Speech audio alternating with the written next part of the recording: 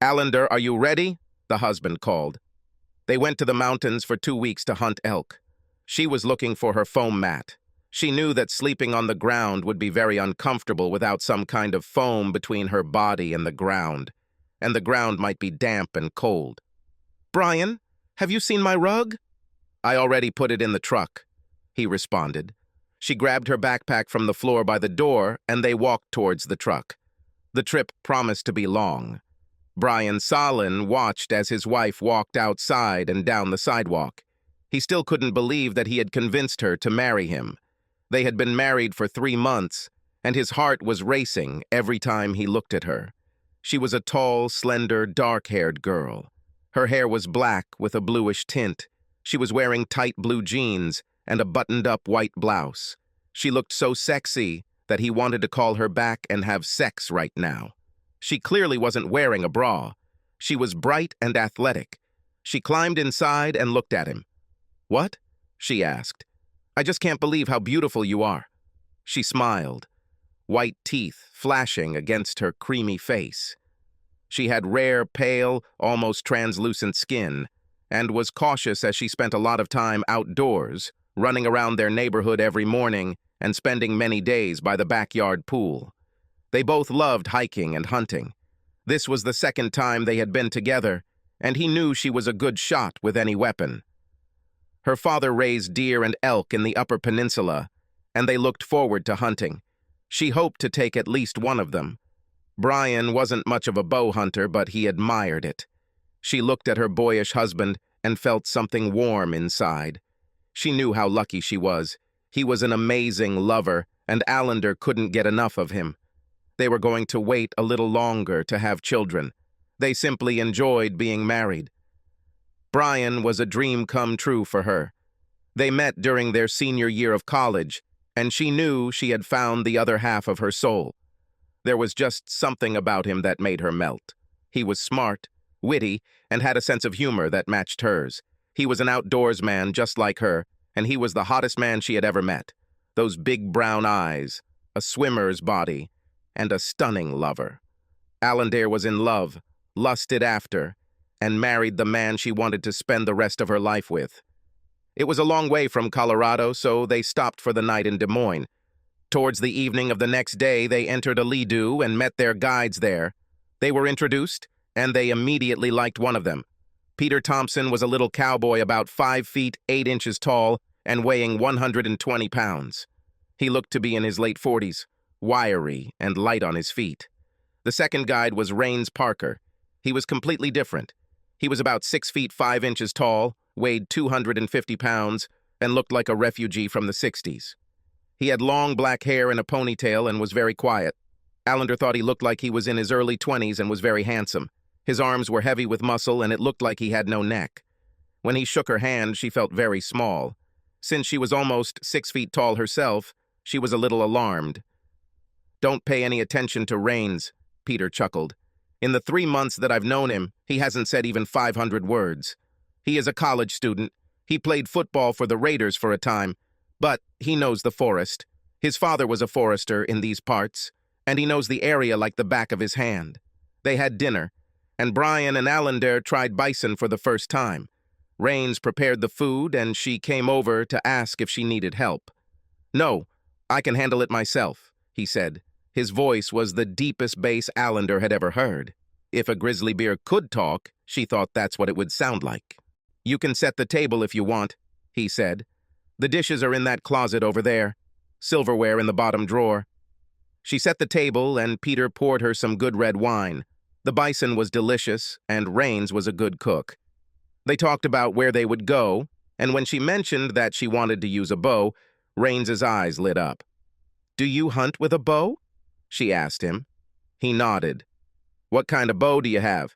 he asked. "I shoot a 65-pound bear bow with Quest Power Punch arrows with 125-grain Hellraiser dots," she said. "I'm learning to use a long bow, but I'm not confident enough to try it yet. I'm making my own bow, but it's not ready yet." He looked at her for a while. "I'm surprised and impressed. Most women cannot cope with such a burden." "Well, this is something new," Peter laughed. "Rains is not easy to impress. Do you bow hunt too, Brian?" No, it's too much work for me, Brian laughed. Well, let's send these two, and we'll kill someone too, Peter said to Brian. Last season, my clients and I killed 5 moose Allender, Rains said. Her big blue eyes sparkled with excitement. I want something tasty, she said. It doesn't have to be huge, but I want good things. Brian also just wants moose. He'll get it, Rains told her. If he can get Peter to shut up and come closer. Peter is really very good. They went to bed early and got up at 6 in the morning. It was very cold, and Allender shivered until she put on her gear. They put on many layers of clothes, and by the time Allender got dressed, Rains had already prepared breakfast. They ate quickly, hurrying to leave, and when they finished, Rains tied the horses outside. Allender tied the bow to the saddle, and they climbed into the saddle. She was a little stiff from yesterday's ride, and her joints felt like they were creaking. She soon straightened up and, as they left the path, kissed Brian. Brian and Peter continued on their way, and Rains led her along a winding path that skirted the mountain and climbed steeply up the slope. They drove for about an hour, and suddenly a view of the Great Canyon opened up in front of her. Rains took his glasses out of his saddlebag, and she followed him. At 3 o'clock, he told her, about 2 miles from here, on the other side of these aspen trees. She looked and saw 6 moose moving across the clearing. What do you think? She asked. From here, the second bull looks quite large. He's quite nice, he told her. He's not a record holder, but he's very nice. Are you interested? Are you hoping to find something better? She asked him. Yes, but you have to look for it. Let's try it and see what we can come up with. Best the enemy of the good. She agreed, and they drove into the canyon. By the time Rains arrived and dismounted, it was hot, and Allender was getting hot. They tied the horses, and she took off 2 layers. She felt like she was being watched and looked at Rains. He looked at her with obvious approval. What the heck? She felt a little awkward. Her face flushed slightly, and she turned to him. What? Nothing. You are a very beautiful woman. I'm sorry if I caused you any inconvenience. She shrugged. Brian always tells me this. For some reason, she felt like she should mention her husband. Forget. Let's go hunting. She lowered her bow and took out her arrows. They came closer to the place where the elk had just been and looked in there. Allender's heart sank. They were 1/2 mile away and moving on. Well, let's try to get ahead of them? She asked. No, I don't think so, Rains said thoughtfully. We would have to climb over this wall and we wouldn't be able to take the horses. By the time we get up, there is no telling where they will be. Let's go into the next canyon to the south and see what we find there. They made 2 more passes that day. One of them was empty, and Allender didn't want the bull to get close enough. His horn was broken, and Rains agreed that she should give it up. It was already late, and they decided to return. They rode in companionable silence most of the way. Before they reached the hut, Rains stopped. I have an idea, he said. It means getting up around 3 and driving for 3 hours, but there's a big bull there that I'd love to take you on. What do you think? I'm in the game. Look, Rains, I'm not disappointed about today. I just love being here. I want moose, but that's just a bonus. Being in this place hunting, that's what's important to me. Brian and Peter were already back when they arrived. They had seen the elk, but were in a canyon that they could not reach from their position, and were planning to try to capture it tomorrow. They had dinner, and the next morning, Allender and Rains set off early. It was very cold when they got up, and they quickly had breakfast and saddled their horses before the others got up. The ride through the dark forest had left Allender a little unsettled, and she was glad that Rains was with her and knew where they were going. As the sun rose, they approached the place where they wanted to hunt, and at 10:30, Allender noticed a group of elk in the aspen thickets. They followed and found themselves within 200 yards of the largest moose Allender had ever seen. It started to rain, and the moose were restless. We have to do this now, Rains whispered. They are going to move to a more reliable shelter. When we rise, you take it. You have a chance. This is a very good bull, Allender. She moved closer, waiting for the bull to lower his head so he could lunge. He turned a little more to the side, and Allender, bending down, released an arrow. It was a perfect shot, just behind the front leg and just below center. The huge animal shuddered and rushed forward, as if fired from a cannon. Allender was shaking with adrenaline and rushed at Rains. "Did you see that?" "I got him, Rains. You couldn't have taken a better shot." Her arms wrapped around his neck, and she pulled him in for a hug and a kiss on the cheek. "It's huge. How long do we have to wait before we go looking for him?" She calmed down a little and realized that her body was wrapped around him, and she blushed even more. She pulled herself free and moved away a little. "Let's take the horses and then go after him," Rains suggested. It was raining heavily and the temperature seemed to be plummeting. The sky was completely overcast and cold steam rose from the ground. They led their horses to the place where she had shot the arrow and began to search for the trail. They made easy progress through the aspen thickets, and when, after a quarter of a mile, they reached the edge of the meadow, they quickly discovered the elk almost exactly in the center of the clearing. Allender asked Rains to take some photos, and she also took a photo of him standing by the elk. They immediately went to work bandaging the animal, and Rains helped her quarter him. They wrapped him in the plastic he had brought with him and placed him in canvas bags for transport. By the time they tied him to the horses, it was snowing heavily, and visibility was close to zero. The wind began to howl, and, strangely enough for Allender, lightning crackled all around. She was very scared, and Rains was walking pretty fast. Half a mile later, he stopped in front of her and got off his horse. He put his hand to her ear and screamed to be heard over the howling wind. "There's a stone wall about 20 feet ahead. Keep an eye out for an overhang, a rubble, a cave, or anything we can use for cover. We need to find a place to sit." She nodded. They moved forward, and a wall came into view. They walked along it for about half a mile, and it gradually ended.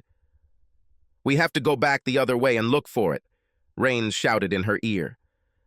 Now the ground was covered with snow, and it was getting thicker. They returned, and, after walking 100 yards, they could no longer see their tracks. Allender was dressed in good gear, but water had leaked in some places, and she was shivering as the warmth drained from her body. A dark opening in the wall appeared ahead. Rains dismounted and examined it. It was large at the entrance and went out about 15 feet before shrinking into a narrow throat. They led the horses into the first room and looked into the narrow passage. Beyond the neck, they saw another small room, about 6 feet by 6 feet. Allender was shaking uncontrollably, and Rains knew she was in trouble. "I'll go look for wood to make a fire," he said. "Take everything off the horses if you can. We can use the blankets and pads they have under their saddles. Find my lighters in my backpack, and I'll start a fire as soon as I can. Work will help you stay warm." Allender was so cold that she could barely concentrate, but she began to unsaddle the horses when Rains took the axe and disappeared into the snow. She cursed her stupid, stiff fingers as she fiddled with the girths. She managed to remove the saddles, and she placed the pads on the floor of the small room, on top of which lay the blankets. She put down her foam pillow and placed pillows and blankets on it.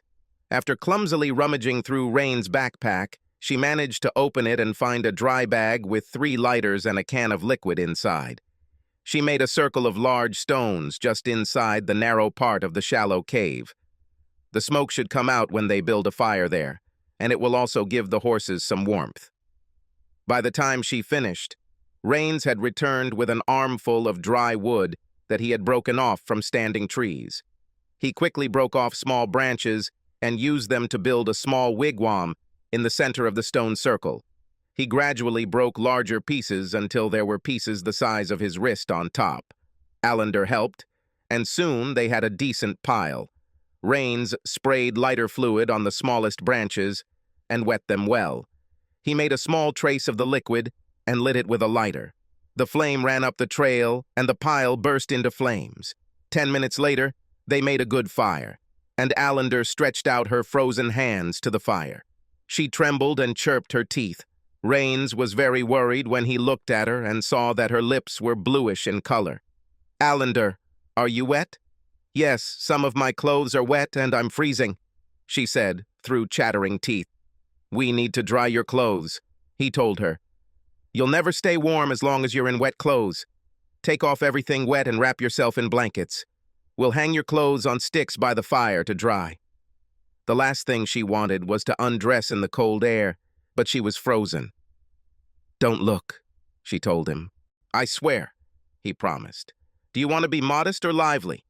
She walked away and stripped down to her bra and panties. Her bra was also wet and she took it off, quickly wrapping herself in the blanket. She hurried back to the fire as Rains gathered her clothes. He stuck sticks into the stones and hung her clothes on the sticks closer to the fire. She was still shaking uncontrollably, and Rains became very worried.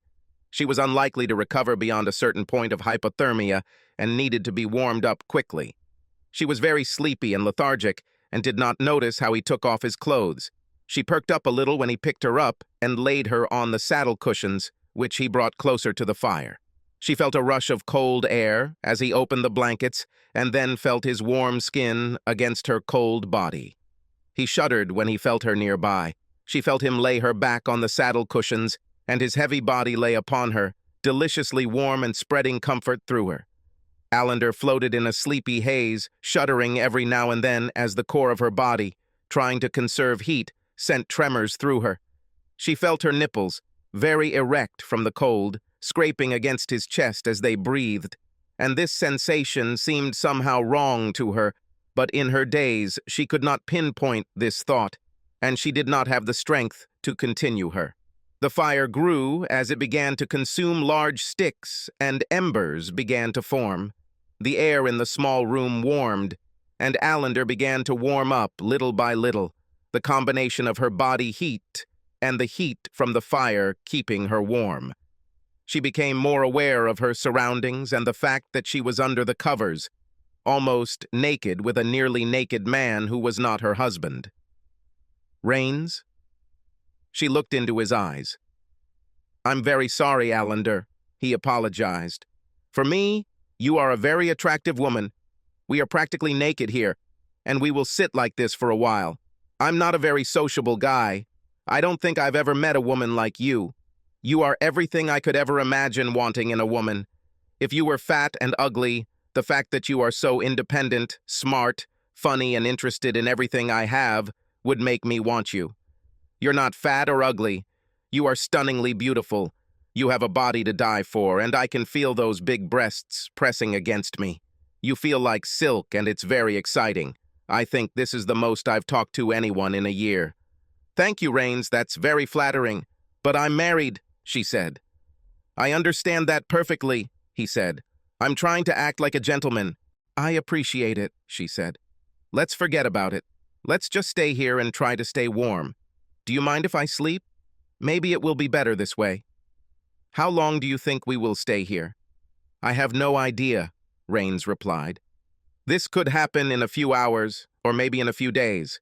We won't starve, but we will be thirsty if we don't melt the snow. I have several pans that we can use.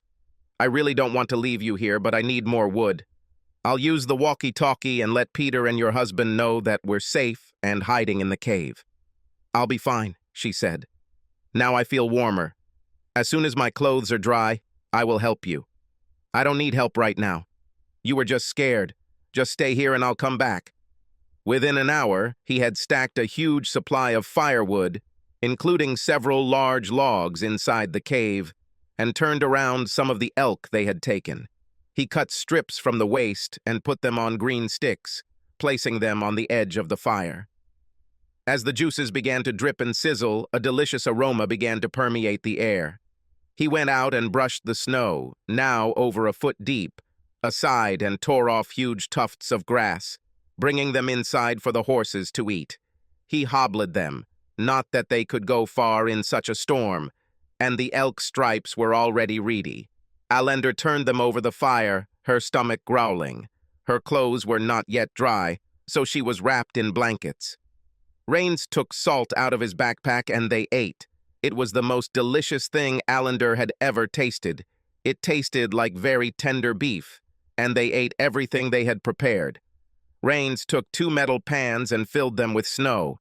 They melted the snow over the fire and connected them. He went back and got more, and they repeated the process until they had about half a gallon of clean water. He placed it in the outer cave to cool and covered the fire with large logs to last the night. It was already completely dark, and they decided to get some sleep. Allender stood up, and they made a kind of mattress out of the saddle pads. It was narrow, less than 3 feet wide, and they barely fit. She lay down, and Rains stripped down to his boxers and socks. She didn't want to look, but her eyes were inevitably drawn to him. He was incredibly muscular. His professional football background was obvious. He had several large scars on his knees where he had apparently had surgery.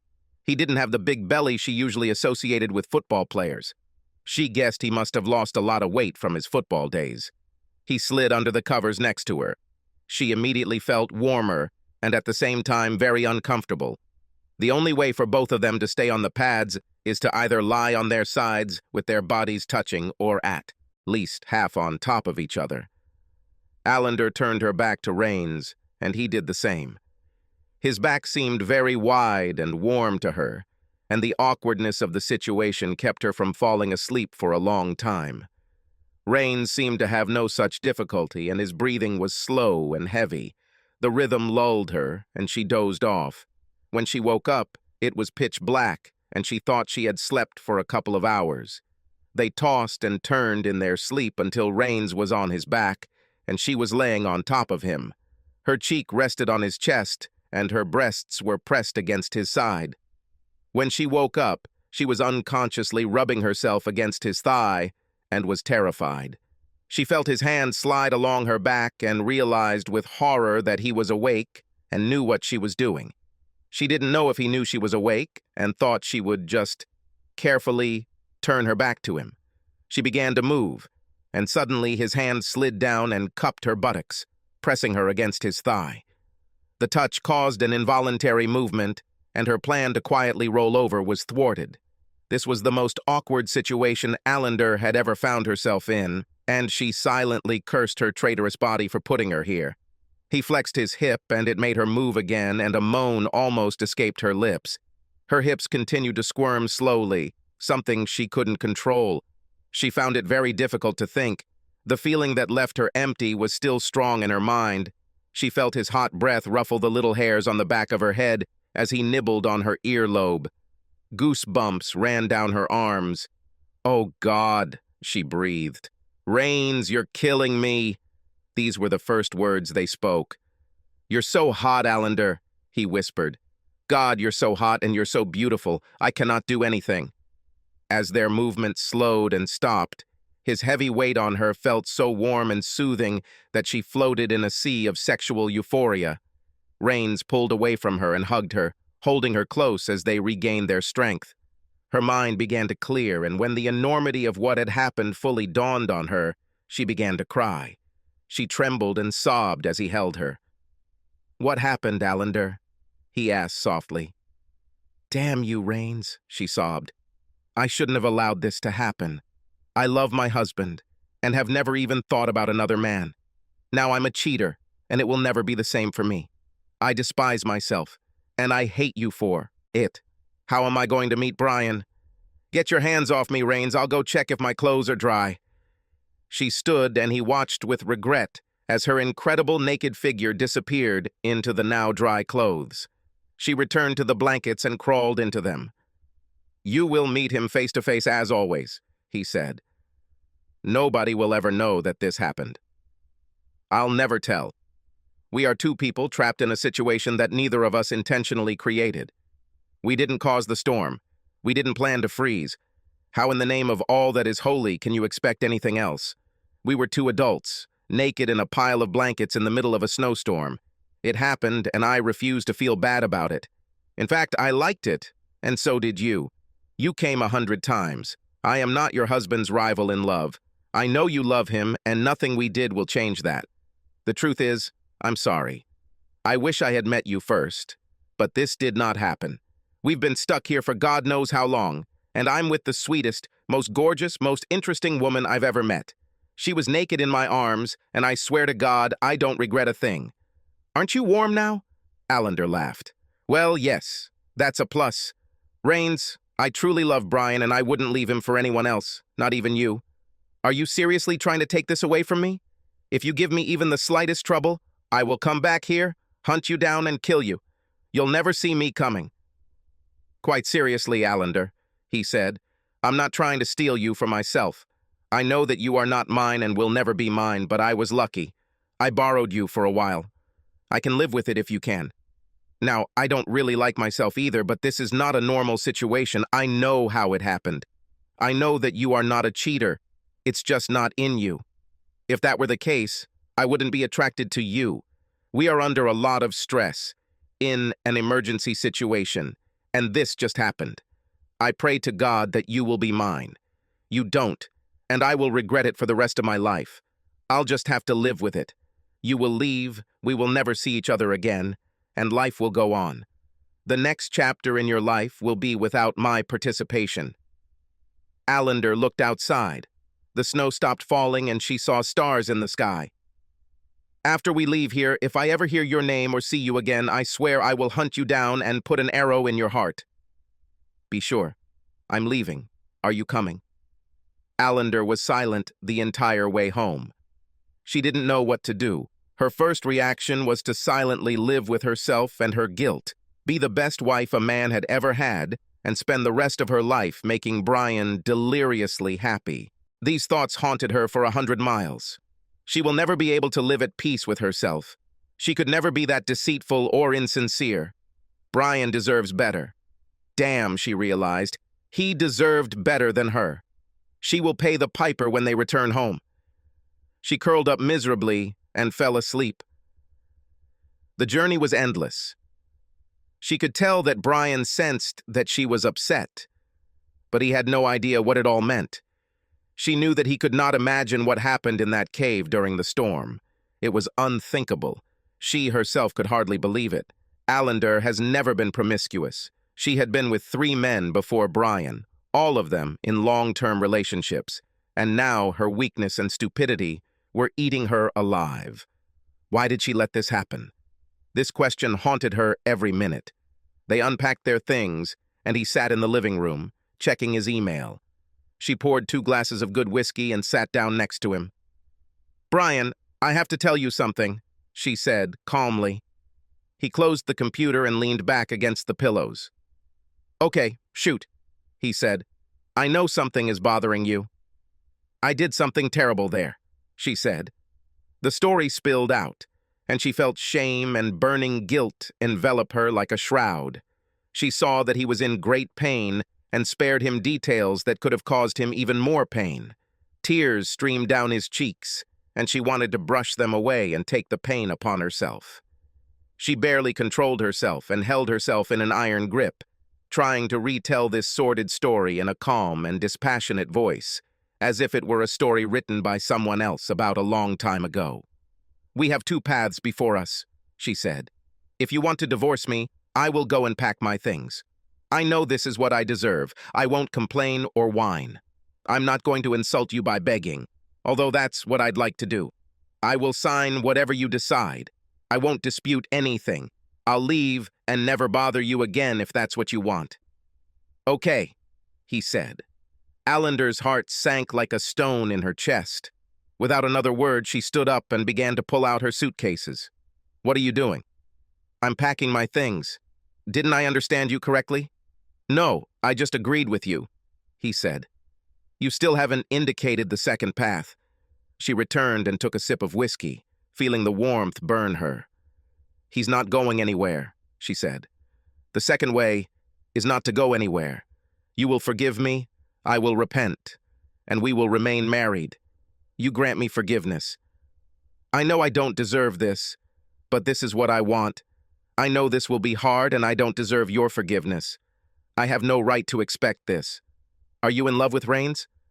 "God, no," she said. "I barely know this man. I plan to never see him or hear his name again. This will happen no matter what you decide. I love you, Brian. You are the only man I can ever love. It's true no matter what you decide. If I divorce you, what will you do?" "I think I'll move to Canada," she said.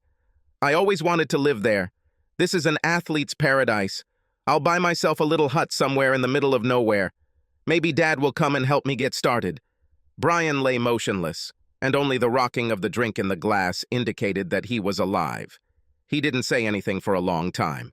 "No, I'm not going to divorce you, Allender.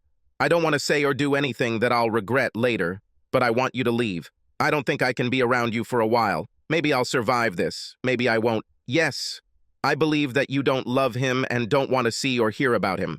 But can you forget him? I'm afraid this question will torment me all my life. If I manage to survive, if what you say is true and you won't be with another man, waiting for me to get over all this—" "Oh, I'm pretty sure it's true," she said. "Obviously, I can't make any promises that you can believe in, but I think you'll see the evidence." "What happened?" "I didn't plan anything like this, Brian. And you know it." "Yes, I know, Allender. It doesn't matter to me now. I'm grateful that you're alive. I hate what you did. I hate you right now. Please go away. Let me know where you're staying." Allender packed her clothes into suitcases. Her brain was paralyzed as she was mechanically packed. She needed a box for her personal belongings and walked through the living room into the garage. Brian didn't move, and she could see the tears shining on his face. Her heart was breaking. She could almost hear the sound. She managed to pull herself together until she ended up in the garage. She collapsed onto the workbench, the shreds of self-control gone, and she sobbed. Her hand was resting on something, and she looked down at the tool belt she had given him for his birthday. Her fingers felt the belt, and she was lost in a storm of grief and longing. She didn't know how long she sat there sobbing, but the grief began to recede, and a terrible rage began to overwhelm her.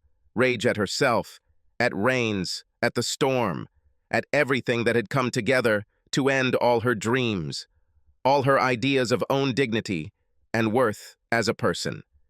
She was a dirty little girl, and now she knew that about herself. There was no coming back from this.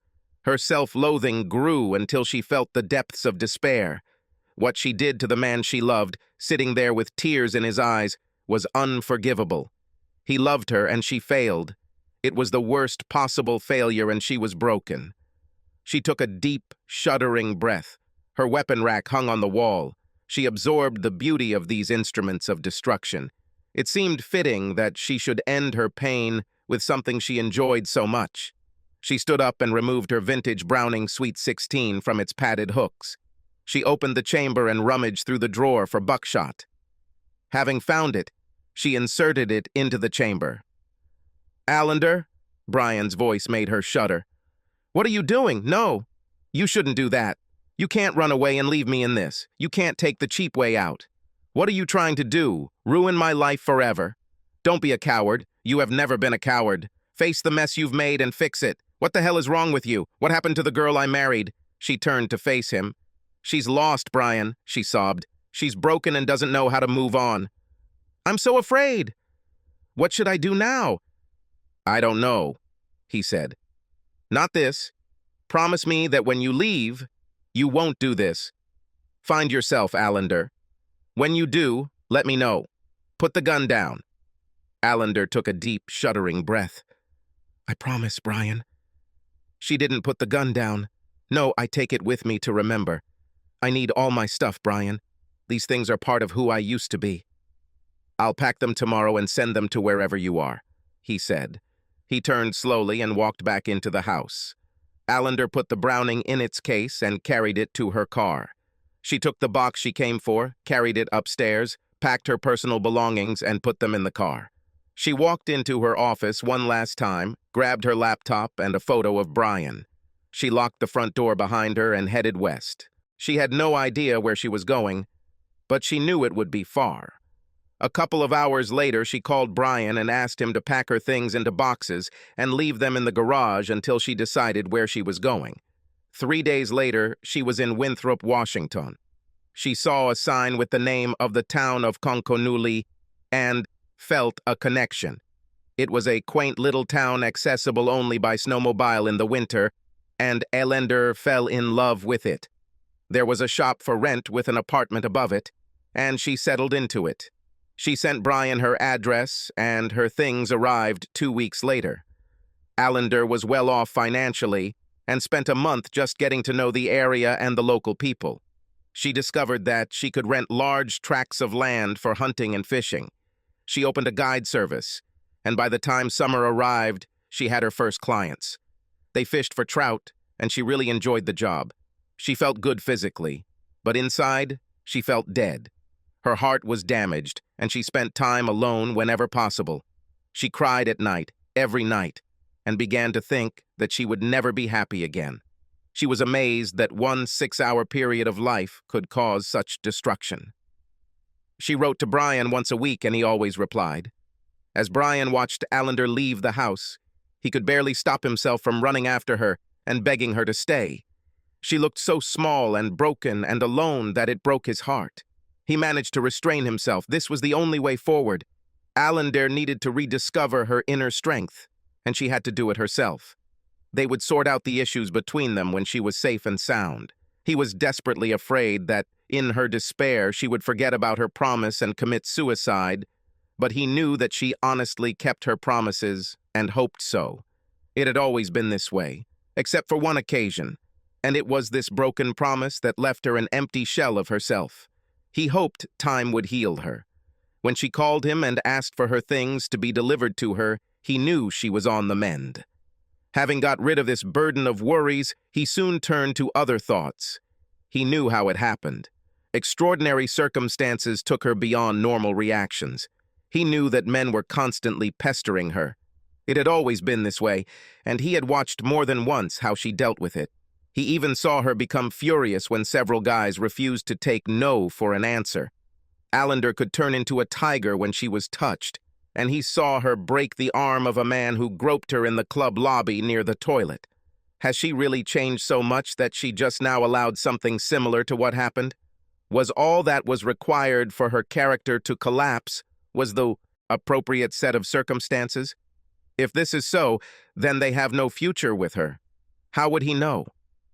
The main question running through his head was, what was he going to do with Rains? What will Allender do if she meets this man again? His first reaction was that Rains needed to be punished. He wasn't sure how he would manage it, but this man was unscrupulous, unprofessional, and he, in Brian's opinion, basically took advantage of Allender's vulnerable state and raped her. Yes, she was an active participant, but in her weakened state, she probably couldn't function as well as she normally did. He cursed himself for failing to protect her. If he had been just a little careful and gone with her, none of this would have happened.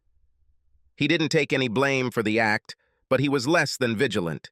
He had no doubt in his ability to get Rains to pay back. The man was big and tough, but he lacked discipline, and Brian was big and tough himself. He was a high school and collegiate wrestler and knew his physical limitations. He also knew he could go to jail if he attacked Rains. It had to be something radical that would not allow for a counterstrike. Father Allender was due to visit soon. How will he explain this to Thomas? Isn't your daughter here because I kicked her out? She's a cheater and I can't live with her? She froze to death and a man took advantage of her and had sex with her, so I sent her away? He didn't want to tell Thomas any of this. Thomas was a man of the old school. He was a retired aerospace engineer and the person Brian respected more than anyone in the world. Brian was desperate for his approval, and he didn't want to explain the situation. But he decided that honesty was the best policy, and tried to come up with an explanation. He knew that Allender had not communicated with her father, and this would be a real shock for Thomas. Brian met Thomas at the airport, and the old man kept looking around, clearly expecting to see his daughter. It broke Brian's heart to think that this good old gentleman would be disappointed. He invited Thomas to Cheddar's for lunch, and told him that Allender had left. What do you mean, gone? Asked Thomas. Where is she? And why didn't any of you bother to call me and tell me she wouldn't be here? To be honest, it's probably because we didn't want you to know, Brian said. It's a long story, so get ready. The long, painful story spilled out, and Thomas listened in shock as the sordid tale unfolded. There was silence when Brian finished. The tension eased with the arrival of the waiter, and Thomas ordered bourbon for both of them. I don't know about you, but I wouldn't mind having a drink, he said. They sipped their wine in silence for a while, and finally Thomas spoke. "Brian, I can't even express how disappointed I am in my daughter.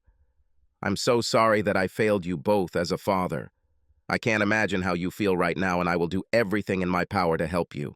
You must also understand that she is my daughter and I love her with all my heart, and I always will.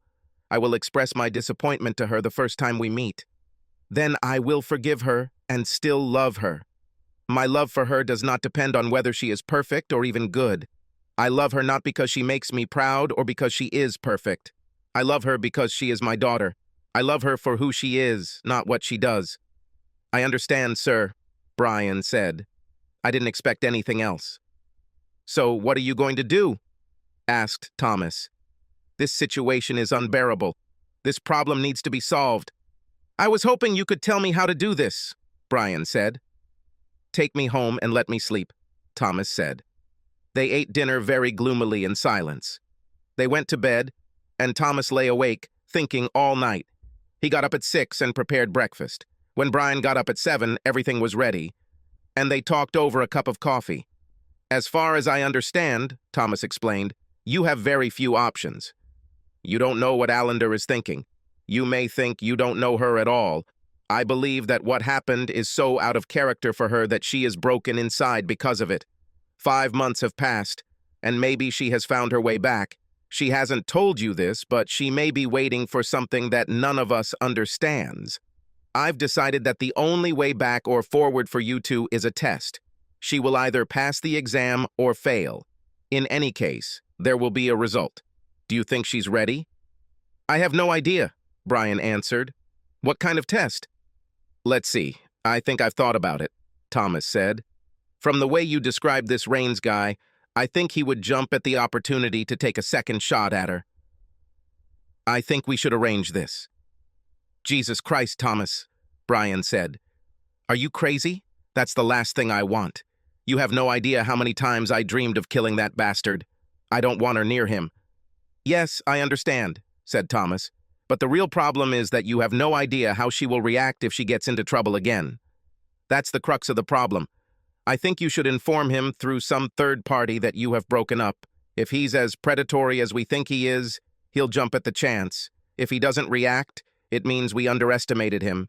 If he does, he'll be fair game. He will find Allender, and we will see how she reacts. If she closes it, we'll know it was a deviation.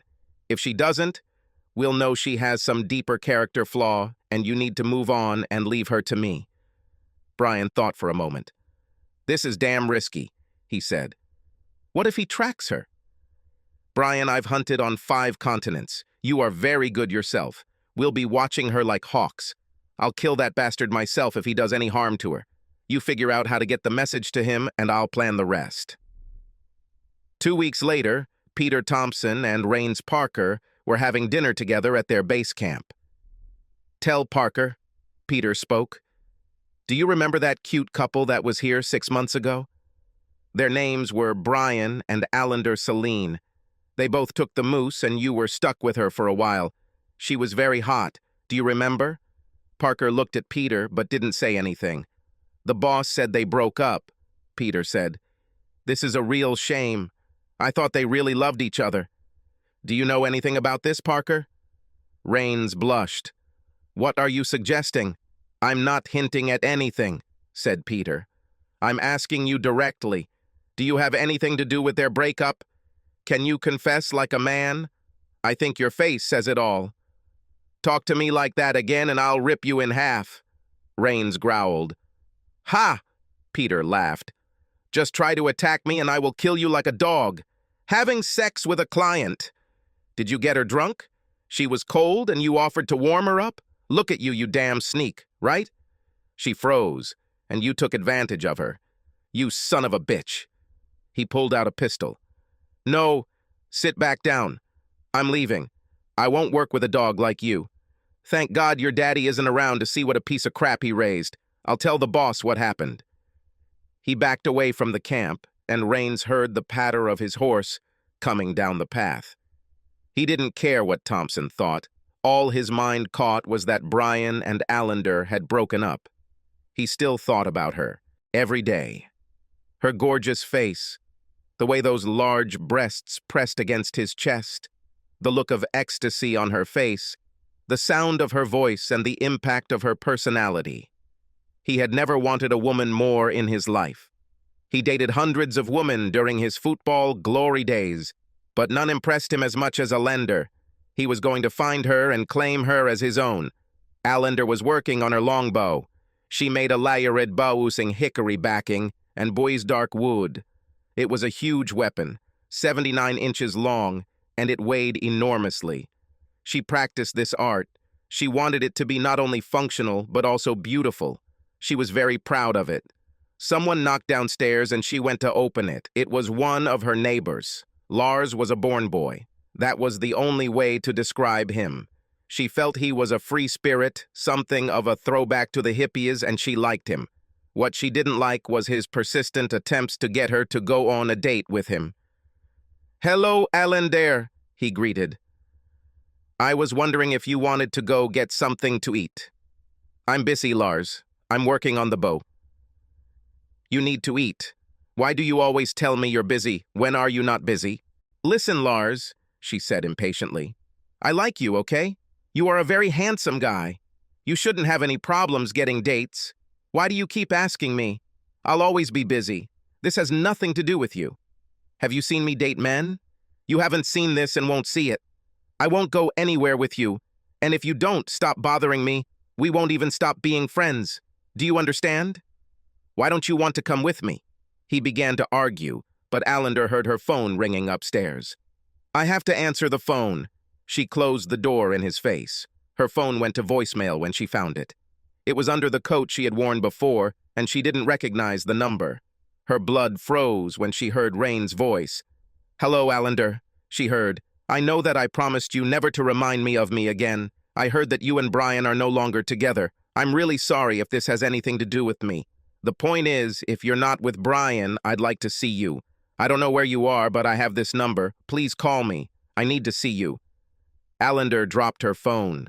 The memory of what they had done came flooding back. She remembered the excitement and painful pleasure. She also felt shame and guilt wash over her as if it all happened yesterday. Damn this man. She was trying to figure out her life, and now this. She wasn't going to answer his call. She came to terms with the weakness that had taken over her then and the way her body reacted to him. It was hard to accept, but she knew she had a deep character flaw that she needed to constantly be wary of. She didn't quite understand how she could have lost control of herself, but she knew how to prevent it from happening again. Now Rains was invading her life again, unwanted and hostile to everything she had ever hoped to have in her life. She returned to her bow. A million thoughts raced through her head as she ran through ideas. She had some plans. A good night's sleep would be a good start, and Allender went to bed in full accordance with her plan. The next morning she got up early, ate a hearty breakfast, and packed everything she was going to take with her into the car. While driving through Yakima, she traded her car for a four-wheel drive truck. The longbow was in a case along with arrows. It had a draw length of 30 inches, and the arrows were 2 inches longer. She was going to use 125 grit Woodman Whiteheads, and they came in a case too. She packed her things and headed southeast to Colorado. Brian and Thomas looked after her. They watched her for a whole week, not knowing whether Parker would call her or not. When they saw her start packing, their hearts sank. Brian watched her carefully through binoculars and saw the suitcase she had packed. There seemed to be a fishing rod there, but he couldn't figure out why she'd brought it with her. She and Thomas followed in a rented car and took turns sleeping and driving. Allender hurried as fast as she could, and when she finally stopped, they took turns sleeping in the car. She slept for 10 hours and went to McDonald's for breakfast. It became clear where she was going with this, and Brian wanted to leave. "She's coming to him, Thomas. I don't want to see this. I'm over it." "Stop being so small," Thomas told him. "Grow some balls, boy. I'll cripple this son of a bitch, and you help me." They were somewhat surprised when Allender turned off the highway and entered the forest. They watched as she hid her truck behind some bushes and pulled out something. She had a strange suitcase with her, and the two men quickly packed the camping supplies they had brought with them. Thomas packed his rifles and they headed into the forest, following Allender. She was heading back to the place where the nightmare began, and she was in a hurry. It took them 2 days to get there, and when they got there were no signs of life. Allender cautiously approached the camp and looked around. It had only recently been used, and she assumed that Peter and Rains had gone to investigate. She walked up the path she had used before and saw that the horses' tracks had turned. She moved with caution now, stopping to scan the area with her binoculars before continuing. She followed the horse's trail for 5 miles and smelled smoke. As she approached, she noticed him and cautiously moved forward. Brian and Thomas realized that she was tracking something and silently crept closer. They watched Allender take a bow from its case and draw it. She tipped 4 arrows and placed one on the string. "Crap," Brian whispered to Thomas. "She's going to shoot that son of a bitch." They saw Rains sitting with his back against a large pine tree, eating an apple. They crept closer when Allender was within range. She stayed in cover between herself and Rains until she had a chance to get a good shot. "Should we stop her?" Brian whispered. "Let him play," said Thomas. "This is her show. She must solve this problem." Allender stood up slowly. Rains heard a sound like a bird flying and felt a strong blow to his right shoulder. Excruciating pain shot through his body, and he realized that he was pinned to a pine tree by the longest arrow he had ever seen. He heard the sound again, and before he could react, he was hit in the other shoulder. His world went dark. Water splashed on his face, and he regained consciousness, spitting. He was in agony. When his eyes focused, he saw Allender pouring bottled water on his head. He hissed, and she knelt before him. "Hi, Rains," she said. "You shot at me." All he could squeeze out was a hoarse croak. "Yes," she smiled sadly. "Twice. I'm going to shoot you." "What the hell is wrong with you?" He wheezed. "Are you going to kill me?" "Yes, as promised." Her voice was level. "You ruined my life, Rains. You destroyed me. I helped you do it, but I'm better now. I realize that you won't let me move on. You will always be there, like a snake, crawling around my garden and stopping me from becoming who I once was again. For 6 hours, I was also a snake. Then I realized that I am not a snake. I'm taking my life back, Rains. You're losing yours." He looked into her eyes and saw his death. "Please," he managed. "I will never contact you again." "I never liked the word connection, used as a verb," said a male voice. "Another blow to you, Allender. It also seems to me that this promise has been made before. It was a fiction then, and I suspect, a fiction now." Allender rolled to the side, and when she got up, she was holding a very nasty-looking .40 caliber pistol in her hands. It was aimed at a man who approached her from behind. "Dad!" she exclaimed. "What are you doing? How did you find—" She rushed to him, hugged him, and sobbed in his coat. "I brought someone with me," he muttered.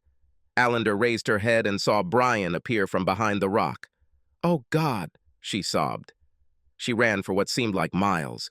She ran to her husband. All other thoughts disappeared. Brian was here. He walked up to her and hugged her, and she sobbed hysterically on his chest. "Are you going to shoot me?" he asked. She glanced at the gun pressed between them to his heart. She threw it away as Brian smiled sadly at her. "Hey, baby," he said. "You're in quite a difficult situation." "What were you going to do with him, Allender?" he asked, nodding towards the unconscious Parker. "I was going to shoot the arrow between these two, right in the center." "I can't let you do this," he told her. "What do we do?" she asked. "You two are going home," Thomas said. "I'll take out the trash. I'll arrive in a couple of weeks. Will you be there?" Allender looked at Brian hopefully. He nodded. "Come to Concanully," said Allender. "I think we need to take a break from everything for a while." Thomas nodded and watched as his daughter and son-in-law disappeared into the forest, hugging each other, the sound of their voices mingling and fading. He smiled. Everything should work. They walked about a mile when they heard 2 shots. They looked at each other. Brian raised an eyebrow and Allender sighed. They headed down the path. Subscribe to our channel so that your second chaff doesn't cheat on you, and go ahead and listen to the next story, because this story is nothing compared to the next one. If you're under 18, don't even think about listening to the next one. Listening to the next one. Listening to the next one. Listening to the next one. Listening to the next one. Listening to the next one.